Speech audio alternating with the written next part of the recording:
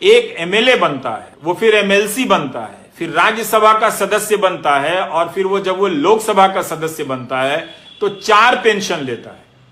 और आपसे कहा जाता है कि हम पेंशन नहीं देंगे, क्योंकि अंग्रेजी में 4 एडिटर बैठे हैं, वो आर्टिकल लिखते हैं कि गवर्नमेंट को ये बोझ नहीं उठाना चाहिए। वो पैसा जो सरकार आपके पेंशन में खर्च करती, वो पैसा किसको जाता है? 5 बड़े उद्योगपतियों को जाता है जब उनका धंधा चौपट हो जाता है।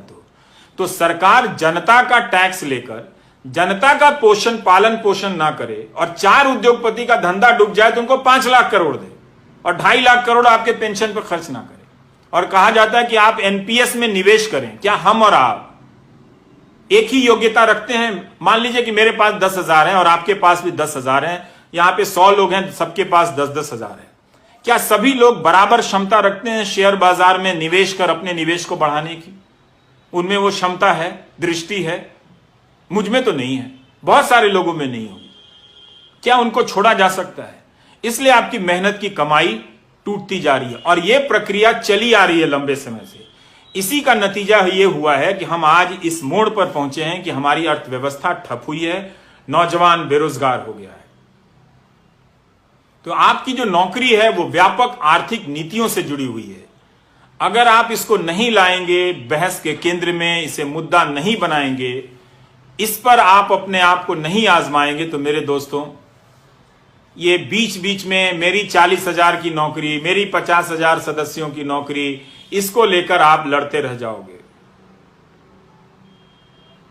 कोई फायदा नहीं होगा। 17 सितंबर को आपने इतना बड़ा आंदोलन किया, कोई फायदा नहीं हुआ। आप मेरी बात को सुनो, मेरे बारे में जो अफवाहें फैला रहे हैं वो फैलाते रहें। आईटी सेल का यही काम है। उनको मालूम है कि मैं बुनियादी सवाल कर रहा हूं और ये वो सवाल है जो 2017 से उठाने के कारण मेरा मजाक उड़ाया जाता है, पर मैं जानता हूं कि यह गलत हो रहा है। इसका शिकार मैं भी हूं। अगर अर्थव्यवस्था नहीं बढ़ेगी तो मेरी भी कमाई नहीं बढ़ेगी।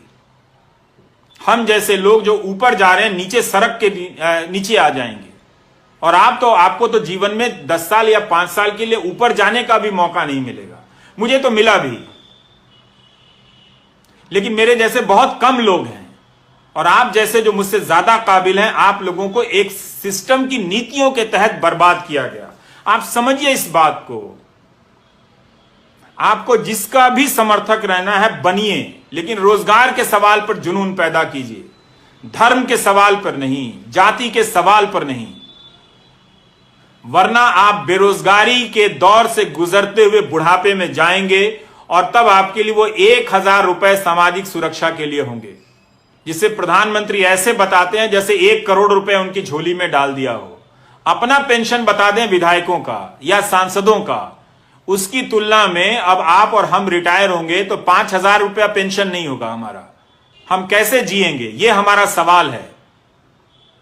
ऐसा नहीं है कि सरकार के पास पैसा नहीं है। अगर सरकार 10-10 लाख करोड़ रुपए बड़े उद्योगपतियों के बेलआउट पे खर्च कर सकती है, जो संख्या में सिर्फ 10 होते हैं या 100 होते हैं, तो सारे सरकारी कर्मचारियों को सरकार पेंशन दे सकती है।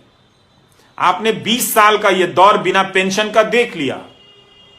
कई लोगों ने जो ग्रामीण डाक सेवा में काम करते हैं, उनके किसी एक बच्चा बाहर के देश में नौकरी करता था, उसने लिखा कि यह समस्या बहुत बड़ी है, हमारे पिताजी और उनके दोस्तों का की पेंशन नहीं आ रही है, आप उठाइए। ये 2018 की बात होगी या 19 की बात होगी। तो मैं इस विभाग को नहीं जानता था, तो उस लड़के ने कहा कि मैं न्यूजीलैंड या कहीं हूं तो मैं कमाकर अपने पिता को भेज देता हूं। पर उन्हें बहुत शर्मिंदगी होती है कि सरकारी नौकरी में 40 साल रहने के बाद भी बुनियादी जरूरतों के लिए बेटे पर निर्भर हैं। अच्छी बात है कि उनका बेटा भेज देता है, पर बहुतों के घर में ऐसी परिस्थितियां नहीं होंगी। उन्होंने बताया कि उनके पिता के कई दोस्त गरीबी में मर गए, इलाज की कमी के कारण मर गए।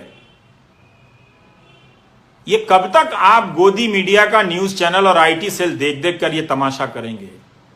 कब तक होने देंगे? इससे आपको क्या मिला? यह आपको समझने की जरूरत है। इसीलिए मुझे लगा कि मुझे नौकरी पर चर्चा करनी चाहिए। मैं क्यों पढ़ रहा हूं एक अर्थशास्त्र, ये मेरे काम का हिस्सा नहीं है। आज भी दो नेताओं ने कुछ बेहुदगी